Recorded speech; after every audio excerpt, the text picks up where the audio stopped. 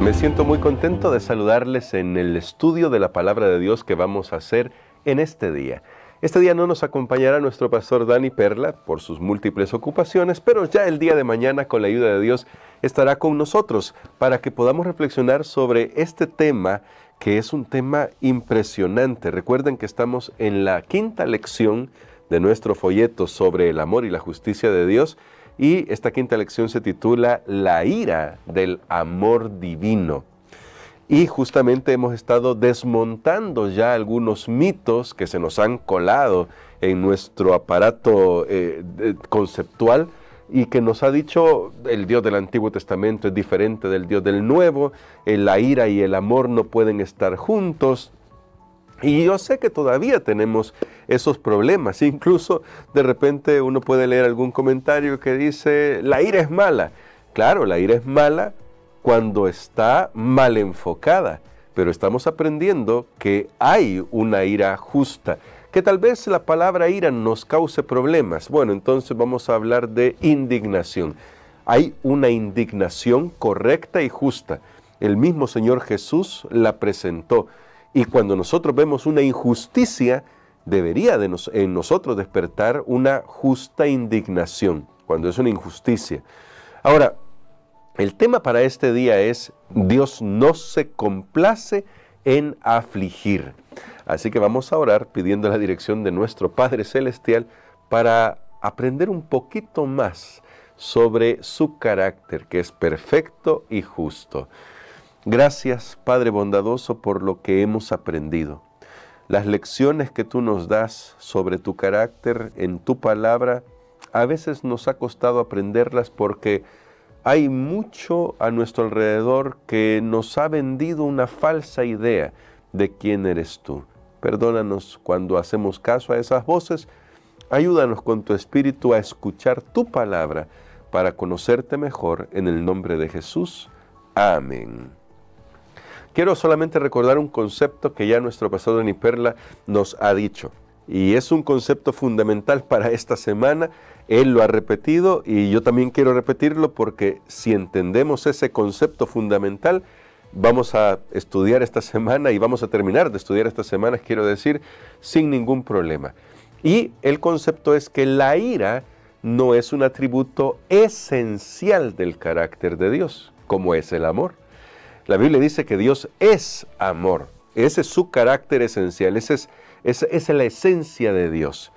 Pero la ira, y voy a repetir las palabras de nuestro pastor, es la respuesta apropiada, justa y temporal al problema del pecado. Donde no hay mal, no hay ira. Si no existe el pecado, no existe la ira de Dios. Y ese es el punto central acá. Si no existiera el mal, Dios no se enfadaría. Es decir, no tendría que reaccionar apropiadamente a las injusticias porque no habría injusticias. El pecado ha hecho que nosotros experimentemos esta faceta de Dios y cuando el pecado termine, entonces ya no se necesitará la ira de Dios. Porque Dios no es un juez severo sentado en su trono esperando a ver quién comete un error para mandarle un rayo. No es esa la figura de Dios, aunque nosotros a veces hemos transmitido eso a los niños, ya sea en la iglesia, ya sea en la familia. A veces miramos a los niños y lo que les decimos es, Diosito te está viendo.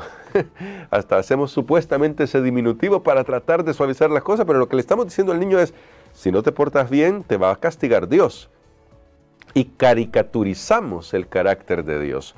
Y tenemos que tener cuidado con eso, porque vamos a leer un texto en Lamentaciones, capítulo 3, que nos arroja un poco de luz sobre qué hace Dios cuando alguien ya se pasó de la raya. Esto va a ser uno entre algunos textos, pero meditemos un poquito en lo que dice Lamentaciones capítulo 3, versos 32 y 33. Dice así: Antes, si aflige, también se compadece según la multitud de sus misericordias. Es decir, la ira de Dios, que ya dijimos que es una respuesta apropiada, es la respuesta apropiada de Dios ante las injusticias, es una indignación ante el mal, es temporal, pero su amor es para siempre, porque noten, se compadece según la multitud de sus misericordias. Pero luego el verso 33 dice, porque no aflige ni entristece voluntariamente a los hijos de los hombres. Lo que está diciendo aquí Jeremías es, Dios no está deseoso de hacerle daño a las personas. Dios no quiere hacerle daño. En el libro de Ezequiel también él lo dice, yo no quiero la muerte del que muere. O sea, no es que yo estoy buscando, sí, ¿quién me la va a pagar? Eso es lo que está diciendo Dios en estos pasajes. Él no quiere afligir, Él no quiere destruir, pero llega un punto en el que la justicia de Dios exige que se haga lo que tiene que hacerse. Y eso se puede ver ejemplificado en el caso de Israel. Cuando uno lee Daniel capítulo 1, se encuentra con un pasaje que es desconcertante, este pasaje. Porque ahí dice el texto que Dios entregó en manos de Nabucodonosor, rey de Babilonia, a su pueblo Jerusalén. Dios lo entregó. ¿Cómo es posible? ¿Y la misericordia? ¿Dónde está el amor? Podrá preguntarse alguno, que ahora Dios mismo los entrega. Bueno, en Esdras capítulo 5, verso 12, también Esdras está recordando, después del exilio, que la razón por la que habían ido al exilio es porque Dios los había entregado en manos de Nabucodonosor. Pero ¿a causa de qué los había entregado?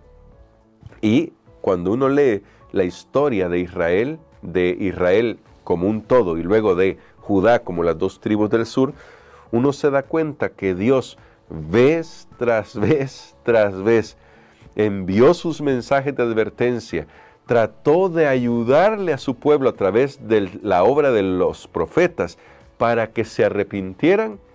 ¿Y qué hizo el pueblo?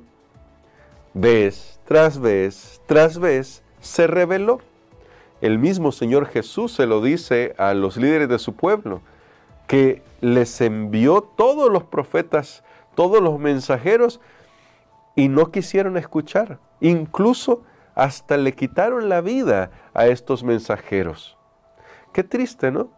Y entonces aquí se nos presenta el hecho de que Dios ha hecho todo lo que puede hacer hasta que llega un punto en el que cada uno va a cosechar lo que ha decidido, porque la justicia y el amor de Dios, sobre todo el amor de Dios, exigen que cada uno pague lo que ha decidido pagar, aunque Dios quiera hacer la provisión. Espero que podamos ir comprendiendo estos conceptos. Estoy tratando de vertirlos en lenguaje humano, pero escuchen lo que dice acá la palabra de Dios en Segundo de Crónicas. Segundo de Crónicas nos presenta esta visión de que Dios hace todo lo que puede hacer Él para salvar, pero cuando ya no hay remedio, deja que sigan las consecuencias, porque si no dejara que siguieran las consecuencias, su amor no podría realmente permanecer. Y ya explicaré un momentito esto, pero noten lo que dice Segundo de Crónicas, verso 36, y ahora vamos a leer el verso 16, que dice así: Mas ellos hacían escarnio de los mensajeros de Dios y menospreciaban sus palabras, burlándose de sus profetas, hasta que subió la ira de Dios contra su pueblo y no hubo ya remedio. Otra versión lo dice como: ya no había nada más que hacer. Ya no había remedio. ¿Qué se podía hacer? Dios tenía que permitir que su justicia entrara en acción, porque esa es la respuesta apropiada del amor. Creo que ya nuestro pastor nos ha puesto este ejemplo, pero quiero volverlo a repetir porque es importante para poder, al menos como una sombra, entender esta justa indignación de Dios. Es como si un padre que está viendo a su hijo jugar en el parque, de repente ve que llega un hombre mayor y comienza a golpearlo. ¿Qué debería hacer ese padre por su hijo? Simplemente decir: hijo, mira, yo te amo, y espero que te recuperes ahí cuando te termine de dar esa golpiza. ¿Eso es lo que haría un padre? No, claro que no. El padre tiene que reaccionar porque se está cometiendo una injusticia y va a actuar para defender a su hijo. Y esta es una pequeña sombra de la justa indignación de Dios.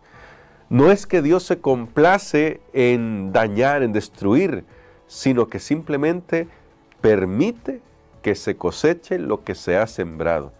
En su infinito amor no va a quitarle esa prerrogativa al ser humano que le dio, la libertad de elegir lo que quiere para sí, aun que vaya en contra de su voluntad.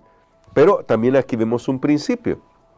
Dios va a dar la advertencia.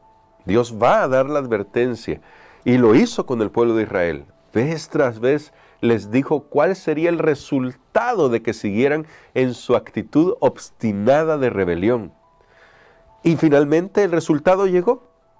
Claro que llegó, porque el pueblo de Israel decidió que no quería nada con Dios. Y eso es igual para nosotros. Dios, en su infinito amor, nos envía vez tras vez sus mensajes, nos da las oportunidades que necesitamos, pero llegará el punto en el que en su infinito amor Dios tiene que dejarnos cosechar lo que hemos decidido para nosotros. Lo que hemos sembrado lo vamos a cosechar porque eso es lo que decidimos. Por eso Él abrió un camino. Jesús vino para poder darnos la oportunidad de volvernos a Él y no tener que pagar nosotros lo que ya Él mismo pagó. Y ahí se nota el gran amor de Dios y la gran condescendencia, y se nota justamente lo que nos dice el título de nuestra lección de este día, que Dios no se complace en afligir, porque Dios no desea dañar. Por eso abrió ese camino en Jesús, y Jesús pagó el precio de la ira de Dios para que nadie más lo tenga que pagar. Pero el que desee pagarlo, lo va a pagar. El enemigo lo va a pagar porque así lo decidió. ¿Qué quiero decir con esto que lo va a pagar? Que la ira de Dios contra el mal culminará con la erradicación del mal. Y esto es así porque su amor le impulsa a quitar aquello que ha dañado a sus criaturas. Es su amor el que lo impulsa a que se erradique el mal, porque si no se erradicara el mal, sus criaturas siempre estarían a merced de todo lo que el pecado ha hecho con la humanidad. Solo tienes que ver nuestro mundo. Hay mucha gente que se equivoca cuando dice, si Dios es amor, ¿por qué permite el cáncer? Es que el problema no es que Dios sea amor o no, Dios es amor. Dios es amor, sin duda alguna. El cáncer no es el resultado de lo que Dios quería. El cáncer es el resultado de haberle abierto la puerta al pecado. Y Dios va a erradicar el mal para que nunca más tenga que haber personas que sufran cáncer, niños que sufran cáncer. Dios está obrando para eso. Y por eso le pondrá punto final al pecado. Pero en este espacio de tiempo Dios ofrece su misericordia, porque lo leímos en Lamentaciones, su misericordia siempre está ahí para que tengamos una oportunidad de poder disfrutar de esa relación con Él y volver de una vez por todas al Padre. Y esto nos habla también de la gran paciencia que debemos tener con los demás. No quiere decir que debemos ser indulgentes, pero con la ayuda de Dios podemos ser pacientes mientras mantenemos la justicia. Así que Dios nos dé esa sabiduría y que nos dé ese tacto. No se trata de simplemente decirle a las víctimas de las malas acciones, sufre con dignidad. No estamos diciendo eso. Se trata de que hagamos lo que podemos hacer para aliviar el dolor de las personas mientras estamos en este mundo contaminado, pero también que aprendamos a ser pacientes con los demás, porque al fin y al cabo todos estamos en esta ruta hacia el cielo. Algunos la aceptarán lo que Cristo ha hecho por ellos, otros no lo aceptarán, y el amor de Dios es tan grande que nos dejará cosechar lo que nosotros decidimos, porque va a respetar nuestra libertad hasta el final. Así de grande y profundo es el amor de Dios. Él no lo va a hacer con alegría en el corazón cuando tenga que erradicar el mal. Claro que no, porque sabe que sus criaturas decidieron eso y se están autoinfligiendo ese dolor, pero no por eso Dios dejará de amarlas. El propósito de la lección de hoy es que podamos equilibrar en nuestra mente estas ideas. Dios no se complace en destruir, pero Dios hará justicia porque su amor le impulsa a actuar para defender a los oprimidos, a las víctimas del pecado. Dios quiera que nosotros nos acojamos a ese amor y nos rindamos a ese amor expresado en Cristo Jesús y en su muerte en la cruz del Calvario, para poder vivir para Dios y para poder compartir esa bondad de Dios con quienes nos rodean. Que Dios nos ayude. Vamos a orar. Querido Padre, gracias te damos, porque si tú tuvieras que juzgarnos con la severidad que algunos piensan que tú juzgas, no existiría ningún ser humano sobre este planeta ya. Sin embargo, tú eres justo, pero tu amor hace que esa justicia nos ayude a cambiar, porque tu justicia transforma nuestras vidas, tu amor es transformador. Queremos, Señor, que por favor tu Espíritu Santo nos eleve a esa atmósfera donde tu amor moldee nuestras vidas, a fin de que podamos reflejar tu carácter, que podamos hacer lo mejor que podemos para aliviar el dolor de otros, para aliviar las injusticias de este mundo, al mismo tiempo que somos pacientes y que ayudamos a otros a conocerte mejor. Lo pedimos en Jesús. Amén.